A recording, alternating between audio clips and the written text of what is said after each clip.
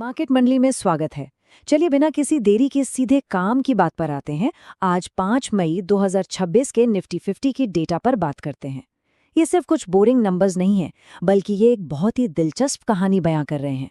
आज के इस एक्सप्लेनर में हम इन कच्चे आंकड़ों की उलझन को सुलझाएंगे और देखेंगे कि इन्वेस्टर्स के लिए इसके क्या मायने हैं।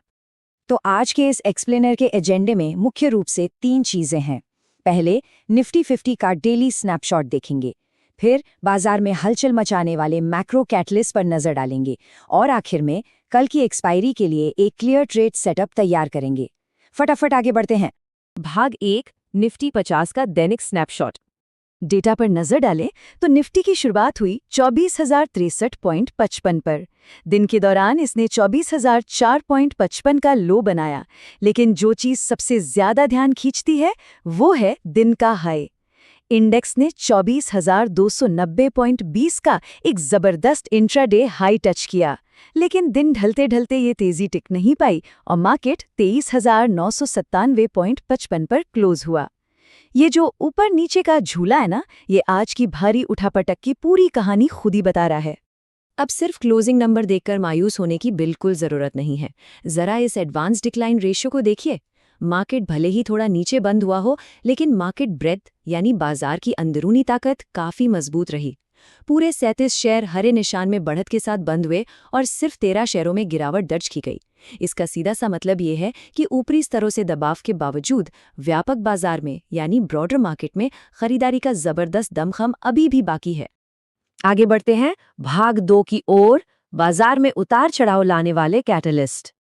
असल कारणों पर बात करने से पहले बिगिनर्स के लिए एक बहुत ही बेसिक और जरूरी टर्म को समझ लेते हैं, ATH यानी ऑल टाइम हाई। आसान भाषा में कहें तो जब कोई भी चीज अपने पूरे इतिहास के सबसे ऊंचे शिखर पर पहुंच जाती है तो उसे ऑल टाइम हाई कहते हैं। और ये जानना आज इसलिए इतना जरूरी है क्योंकि अमेरिकी डॉलर के मुकाबले हमारा भारतीय रुपया बिल्कुल इसी ऐतिहासिक और थोड़ी चिंताजनक ऊंचाई पर पहुंच गया है। तो बाजार के इस उतार चढ़ाव के पीछे 2 बहुत बड़े मैक्रो फैक्टर्स काम कर रहे हैं। पहला, जैसा कि अभी बात हुई, अमेरिकी डॉलर के मुकाबले रुपये का ऑल टाइम हाई पर पहुंचना। विदेशी संस्थागत निवेशकों यानी FII के नजरिए से ये एक बहुत बड़ा फैक्टर होता है। और दूसरा बड़ा ट्रिगर है 5 राज्यों के चुनाव परिणाम। एक निष्पक्ष निवेशक के तौर पर किसी भी राजनीतिक पक्ष में पड़े बिना हमें सिर्फ इस बात पर फोकस करना है कि बड़े इंस्टीट्यूशनल इन्वेस्टर्स इन नतीजों को किस तरह से डिकोड कर रहे हैं। चलिए अब आते हैं सबसे अहम हिस्से पर, भाग 3, कल की एक्सपायरी के लिए ट्रेड सेटअप। जो लोग ट्रेडिंग की दुनिया में नए हैं उनके लिए एक और छोटी सी परिभाषा। एक्सपायरी क्या होती है?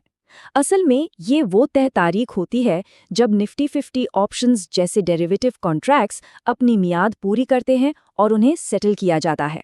अब होता क्या है कि एक्सपायरी के दिन बाजार में वॉलेटिलिटी यानी उतार चढ़ाव एकदम चरम पर होता है। इसीलिए हाई वॉलेटिलिटी के इस दौर में अपनी पूंजी को बचाने के लिए एक सॉलिड रिस्क मैनेजमेंट स्ट्रैटेजी होना सबसे ज्यादा जरूरी है। तो कल के इस भारी उतार चढ़ाव वाले दिन के लिए गेम प्लान क्या होना चाहिए? रिटेल पार्टिसिपेंट्स के लिए ये रही एक simple step by step checklist. पहला पॉइंट, कल निफ्टी 50 की एक्सपायरी है, तो अचानक आने वाले बड़े मूव्स के लिए रणनीतिक रूप से तैयार रहना है। दूसरा पॉइंट, डॉलर रुपए के ऑल टाइम हाई लेवल पर पैनी नजर रखनी है, क्योंकि इसका सीधा असर मार्केट के सेंटिमेंट पर पड़ेगा।